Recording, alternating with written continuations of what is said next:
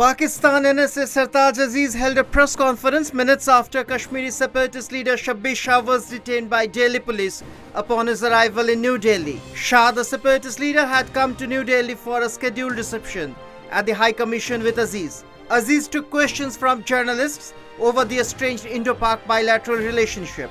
The Pakistan NSA said, though he does not expect a breakthrough in talks, the meeting would help evolve a mechanism to address issues.